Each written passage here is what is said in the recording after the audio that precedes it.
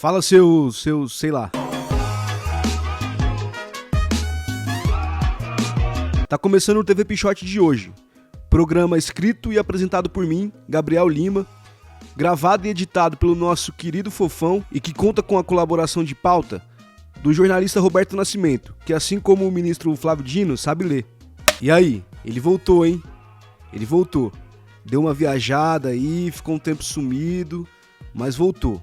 Graças a Deus. E a gente sabe que sem ele, o país não vai pra frente, né? Sim, a gente tá falando do arcabouço fiscal do governo Lula. Você achou que era a volta de miliciano corrupto, cara? Quem se importa com isso? Só pra gente entender, arcabouço fiscal, o que é isso? Arcabouço fiscal é o conjunto de práticas de um governo no que diz respeito à economia. Nada mais é do como, quanto e onde um governo vai aplicar os seus recursos. E também quais serão as políticas que esse governo vai adotar para garantir crescimento e desenvolvimento econômico e social. Resumindo, o arcabouço fiscal é a ideia central que um governo tem para a economia do país. Pois é, meus consagrados, é isso aí. Para além dos delírios e das fake news bolsonaristas, existe um país real que precisa ser governado.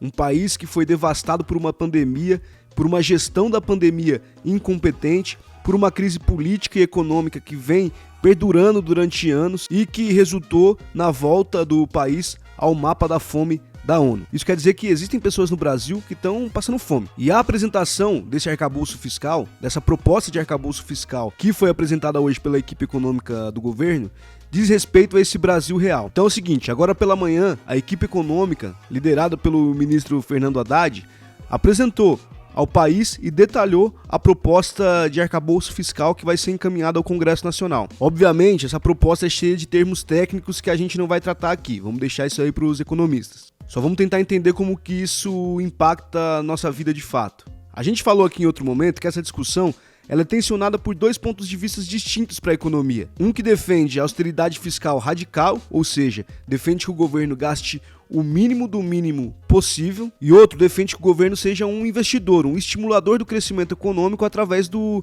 investimento público. Que o governo seja um incentivador do mercado, através de investimentos, construindo hospitais, estradas, garantindo programas sociais, sirva como um estimulador da economia. Já a galera que defende o Estado mínimo pensa que o governo tem que restringir ao máximo seus gastos e deixar essas coisas da infraestrutura, da saúde, da educação para o setor privado resolver.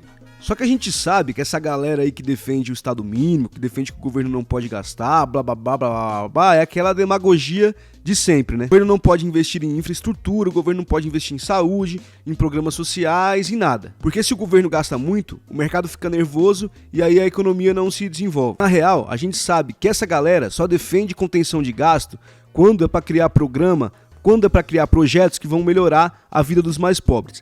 Aí, eles dizem que o governo não pode gastar. Mas a gente viu como eles se comportaram quando o assunto foi a redução da taxa de juros. Eles fizeram uma histeria coletiva e não queria deixar o governo trabalhar para a redução da taxa de juros, que é, nada mais, nada menos, um dinheiro que sai dos cofres públicos direto para o bolso dos bilionários, dos mais ricos, os donos de banco. Porque é isso, né? Quanto mais alta é a taxa de juros da dívida pública, mais dinheiro o dono do banco está ganhando, lá do ar-condicionado do seu escritório na Faria Lima ou no Leblon. Enquanto que na base da pirâmide social, os mais pobres, os mais necessitados, têm que se virarem lá para poder garantir a sua subsistência básica. Aí essa galera que é contra o governo gastar para socorrer as pessoas mais pobres, que estão em situações realmente delicadas, precisando de uma assistência, também se posicionam contra o governo trabalhar para a redução da taxa de juros, que vai deixar o dono do Itaú, o dono do Bradesco, cada vez mais rico. Bolsa Família não pode, mas Bolsa Bilionário, Bolsa Banqueiro,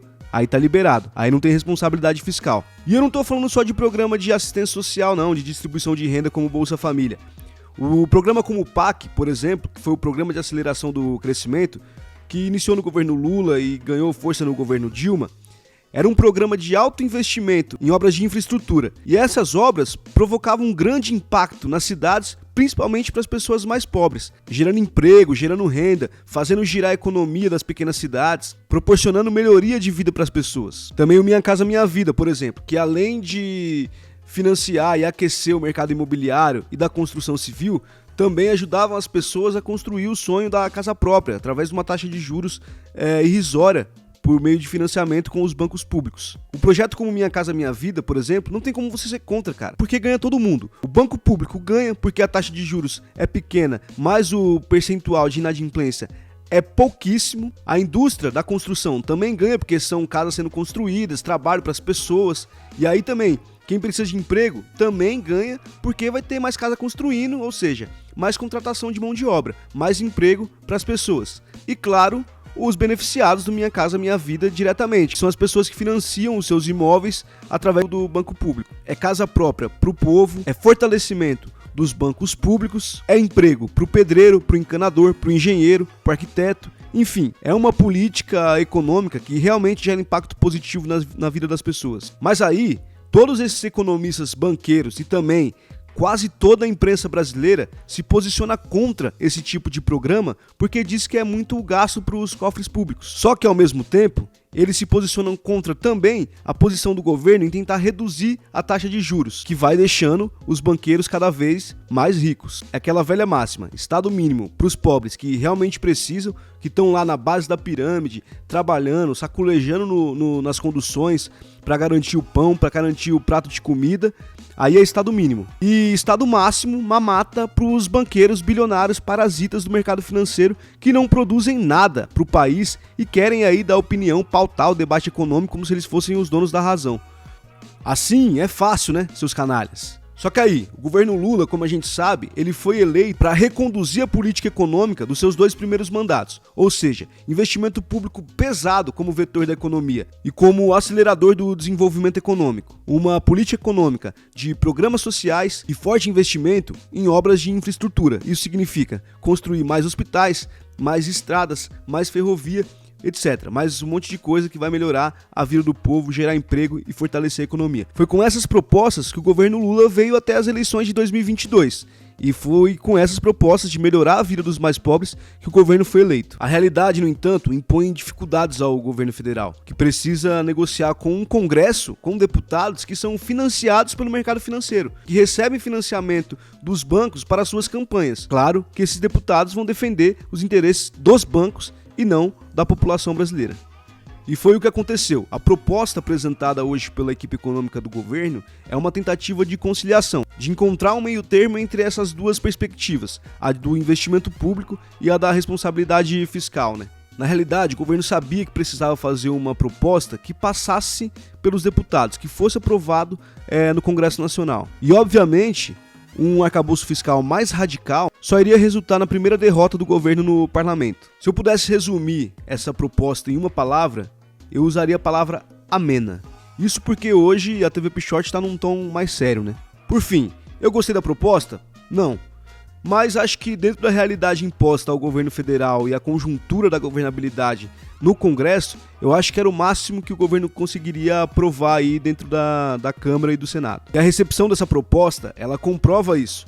Pelo jeito agradou gregos e troianos, desde a galera do Centrão, do PP, do Podemos, do União Brasil lá que tá, né, no chove não molha, até as alas mais radicais do PT, que entenderam que por mais boa vontade que o governo tenha em construir uma política econômica que vai cuidar do mais pobre, vai investir em programas sociais, não tem como fazer isso sem o consentimento do Congresso Nacional. Então entenderam que a proposta mais razoável era essa mesmo, que buscasse um caminho do meio entre as duas perspectivas que a gente já falou aqui. O ministro Haddad falou sobre isso, inclusive que a proposta foi construída ouvindo diversos setores da sociedade, também ouvindo opiniões de economistas de escolas distintas, diferentes, e tentando aí encontrar um caminho do meio que atenda a esses vastos, diversos e complexos interesses dos mais diversificados setores da sociedade. Claro que vai atender o interesse mais de um do que de outros, mas isso aí é capitalismo. O que a gente pode esperar do ponto de vista político é que a proposta passe realmente.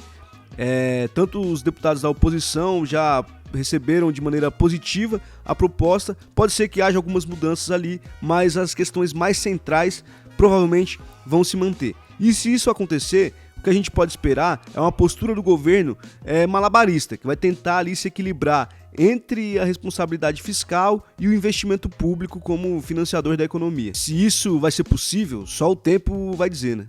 Agora, do ponto de vista político, na minha opinião, houve um avanço em direção à convivência democrática. Essa proposta encaminhada pelo governo ao Congresso, ela é construção da oposição em diálogo com o governo federal, algo que jamais aconteceria no mandato anterior. Para mim, isso é um avanço democrático. Pessoas com ideias diferentes para o Brasil, com pensamentos diferentes, com visões de mundo diferentes, dialogando para tentar encontrar um meio termo que atenda os dois lados e resolva de fato os problemas reais do Brasil.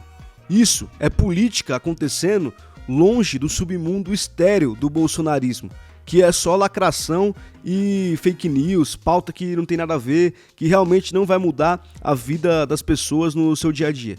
E aí é óbvio que longe disso, a máquina da fake news vai continuar se contorcendo lá e tentando sobreviver. Mas tratar dos problemas reais do Brasil, na minha opinião, é a melhor estratégia para tirar a extrema-direita do protagonismo. Porque a gente sabe que a extrema-direita não tem proposta para resolver os problemas reais do Brasil, para resolver a fome, o desemprego e as questões que assolam os brasileiros no mundo real. Eles só sabem falar de fake news, de fantasia, de delírios, de coisa que não existe. Então, quando a gente traz o debate para esses problemas reais da economia, eles perdem o protagonismo porque eles não têm nada a dizer sobre isso.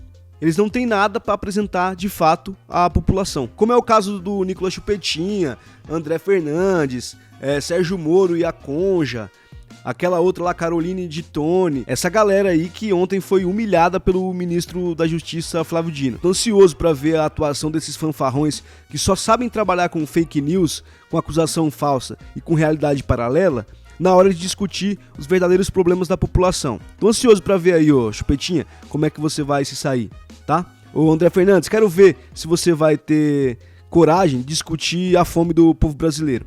Quero ver se você tem qualificação para atuar politicamente fora dessa realidade paralela que vocês criam aí com as suas fake news. Carai, bicho, é isso. Acabou. TV Pichote hoje tá mais séria. Tô gostando de ver. Hoje a indicação cultural é essa aqui que eu vou botar na tela, ó. Sambas do Absurdo, volume 2, de Rodrigo Campos, Jussara Marçal e Gui Amabis.